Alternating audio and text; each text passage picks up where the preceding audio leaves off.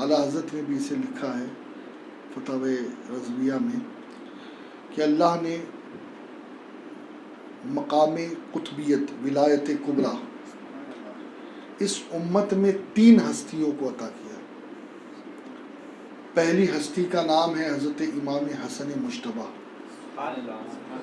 علی Jeddah علیہ السلام، دوسری ذات ہے حضرت شیخ عبد القادر جیلانی، اور تیسری ذات ہے امام سید محمد المہدی رضی اللہ عنہ علیہ السلام، جو آخر میں تشریف لائیں گے انشاءاللہ قرب کا۔ ان 3 ذاتوں کو اللہ نے ولایت کبریٰ کا مقام عطا کیا، اور میرے غوث پاک کا مقام بہت بالا ہے، بہت بالا۔ غوث پاک فرماتے ہیں کہ میں نے نیکیوں کے دفتر کو الٹ پلٹ کر دیکھا، کھانا کھلانے سے بہتر مجھے کوئی عمل نظر نہیں آیا۔ اللہ کا شکر ہے کہ آپ لوگوں نے بھی لاک ڈاؤن میں بہتوں کو کھلایا، اور یہ جذبہ اللہ ہمارا سلامت رکھے۔ یہاں کے سی ایم کو بھی بولنا پڑا کہ نہیں، الحمدللہ مسلمانوں نے خدمت کی۔ تو یہ ہمیں غوث پاک نے سکھایا ہے۔ کچھ لوگوں کو پتہ نہیں لنگر سے پرابلم ہوتا ہے، یہ دراصل اللہ والوں کا طریقہ ہے۔ اللہ والے اسی کے ذریعے سے لوگوں کو اپنے قریب کر کے ایمان کی دولت ان کے دل میں شمع کو روشن کیا کرتے تھے۔ دوسری ایک بات جو بڑی اہم ہے وہ یہ ہے کہ جو غوث پاک کے مرید ہیں انہیں کبھی نماز قضا نہیں کرنی چاہیے۔ میری بہنیں بھی سن رہی ہے، آپ بھی سن رہے ہیں۔ یاد رکھیں کہ غوث پاک کا ایک بہت بلند فرمان ہے، اور اللہ سے ڈر اور خشیت کا بھی آپ کا عالم بڑا عجیب تھا۔ کسی نے کہا کہ ایک مرتبہ غالباً ابن جوزی ہی تھے کہ دیکھا کہ کوئی کعبے کے غلاف کے اندر اپنے منہ کو چھپائے ہوئے اللہ سے دعا کرائے، اللہ بخش دے بخش دے، اور اگر میرے گناہ بخشش کے لائق نہ ہو تو قیامت کے دن مجھے اندھا کر کے اٹھا تاکہ دوسروں کے سامنے شرمندگی نہ ہو۔ تو وہ جو بزرگ تھے وہ تعجب میں پڑ گئے کہ ایسی دعا مانگنے والا آخر ہے کون۔ جب غلاف سے وہ شخص باہر آئے تو جانتے وہ کون تھے؟ وہ شیخ عبد القادر جیلانی تھے۔ آپ دیکھیں اتنے مقام محبوبیت پہ فائز ہونے کے بعد بھی وہ اللہ سے ڈرتے تھے، اللہ سے ڈرتے تھے، گناہوں سے توبہ کرتے تھے۔ ہمیں بھی چاہیے کہ ہم بھی اپنے گناہوں سے توبہ کریں۔ اور ایک فرمان غوث پاک کا، بالکل اس کو نقش کر لے دل میں۔ میرے غوث پاک فرماتے ہیں کہ جو بے نمازی ہے اسے مسلمانوں کے قبرستان میں دفن نہ کرو۔ اب بھائی کہاں لے جائیں گے؟ اگر مسلمان کے قبرستان میں دفن نہیں کریں گے تو کہاں لے جائیں گے؟ اب اس کے جو علماء نے وجہ بیان کی ہے وہ یہ بیان کی ہے کہ غوث پاک کے اس فرمان کا جو مقصد ہے وہ یہ ہے کہ بے نمازی کے اوپر جو اللہ کا عذاب ہوتا ہے نا، تو اس سے دوسری جو قبریں آس پاس کی ہوتی ہیں مسلمانوں کی، ان کو بھی فرق پڑتا ہے، ان پر بھی اثر ہوتا ہے اس عذاب کا۔ لہٰذا اسی لیے غوث پاک نے کہا کہ بے نمازی کو مسلمانوں کے قبرستان سے دوری رکھو تاکہ وہ مسلمان اس پر ہونے والے عذاب سے عافیت میں رہے۔ اب آپ اندازہ لگائیں نا کہ بے نمازی کر کتنا بڑا عذاب ہوتا ہے، اور میرے غوث پاک فرماتے کہ بے نمازی کو مسلمانوں کے قبرستان سے دور رکھو، دور رکھو۔ اور بس ایک یہ ہے کہ غوث پاک اپنے قصیدے میں خود فرماتے ہیں نظرت الی بلاد اللہ جمعا کخردلۃ علی حکم اتصالی۔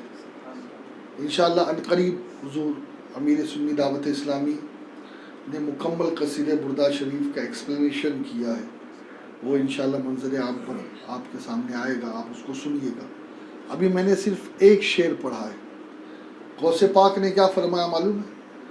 غوث پاک فرماتے ہیں کہ میں اللہ کی تمام زمینوں کو، اللہ کے تمام شہروں کو ایسے دیکھ رہا ہوں جیسے ہتھیلی پہ رائی کا دانہ. یہ غوث پاک کا خود فرمان ہے. تو یہ نہ سوچیں آپ کہ ہم غوث پاک کی نظر میں نہیں ہیں. ایسا نہیں ہے، ہم ان کی نظر میں ہیں. لیکن کبھی کبھی اللہ کی طرف سے آزمائش ہوتی ہے تو ولیوں کو روکا جاتا ہے، ولیوں کو روکا جاتا ہے. ورنہ تو غوث پاک نے فرمایا کہ میں اپنے مریدوں کے لیے ایسا ہوں جیسے آسمان زمین پر ہے. آسمان جیسے زمین پر ہے ایسے میں اپنے مریدوں کے سر پر ہوں. وہ کہا ہے نا، عارف کھڑی شریف نے کہا ہے کہ مالی دا کم پانی دینا، پھل کچے ہڑیاں پکے، پیر مریداں تے سر تے رہندا، جھوٹے ہو یا سچے. مرید جھوٹا بھی ہو نا تو ایسا نہیں کہ پیر، بلکہ غوث پاک کہتے ہیں کہ جو اچھے مرید ہے وہ اللہ کے لیے ہے، جو برے مرید ہے ان کے لیے میں عبد القادر ہوں. لیکن اس کا یہ مطلب نہیں کہ ہم برائی کریں، ہم کو برائی سے بچنے کا حکم دیا گیا. دیکھیے میں آپ لوگوں کو ایک مثال کے ذریعے سے سمجھاؤں. اعلیٰ حضرت کے والد حضرت امام نقی علی خان رئیس المتکلمین نے اسے نقل کیا ہے تفسیر سورہ الم نشرح کی تفسیر میں. وہ لکھتے ہیں کہ آج لوگ کیا بولتے ہیں کہ یار گناہ کر لو، اللہ معاف کرنے والا ہے، حضور شفاعت کرنے والے. ہوتا ہے نا، بندہ کہتا ہے میں گناہ کر رہا ہوں اس لیے کہ حضور شفاعت کرنے والا، اللہ معاف کرنے والا. یہ ہمارا نظریہ ہوتا ہے. تو وہ کہتے ہیں اگر تجھے اللہ پہ اتنا ہی بھروسہ ہے کہ اللہ معاف کرنے والا ہے تو تو اپنے ہاتھ سے اپنا گلا کاٹ دے، کیونکہ وہ اللہ تجھے تیری جان بچانے والا بھی ہے. تو اپنے ہاتھ سے زہر کا پیالہ پی لے، وہ اللہ شفا دینے والا بھی ہے یا نہیں. لیکن کیا کوئی ایسا کرتا ہے؟ اس لیے بیوقوف خود کو بھی مت بناؤ. کود جاؤ نا 22 مالے سے، اللہ بچانے والا ہے. ایسا نہیں کرتے آپ. لیکن گناہ کے بارے میں کہتے نہیں اللہ معاف کرنے والا، لا حول ولا قوت الا باللہ. یہ مطلب غلطی سے ہو جائے تو پھر توبہ کر کے پھر آئندہ گناہ کی طرف بڑھیں گے. اب نماز قضا نہیں کریں گے، اب چہرے پر نبی کی سنت سجائیں گے، داڑھی، اب پردے کی پابندی کریں گے، اب قرآن کی تلاوت، یعنی توبہ کرے. جو ہو گیا ہے نا ماضی میں، یہ نہیں کہ ماضی کے گناہ کی وجہ سے آپ سوسائڈ کر لو یا خودکشی کر لو. یہ ہے اس کا مطلب. سمجھ گئے؟ تو کتنی بڑی مثال دی ہے. آپ کو معلوم ہے اس میں زہر ہے، اللہ شفا دینے والا ہے یا نہیں، آپ کا ایمان ہے یا نہیں. تو پیو. پیے گا کوئی؟ لیکن گناہ کرنے بولو تو ابھی 2 منٹ میں تیار ہے. بھائی کیوں گناہ کرے؟ اللہ معاف کرے گا نا. ارے بھائی تو اللہ شفا بھی دے گا، تو پہلے زہر پی لے. تو دوستو یہ چیز ایک سمجھانے کے لیے میں نے آپ کو بتایا. کرنا نہیں ہے آپ کو ایسے چھوٹے چھوٹے بچے یہاں بیٹھے ہوئے.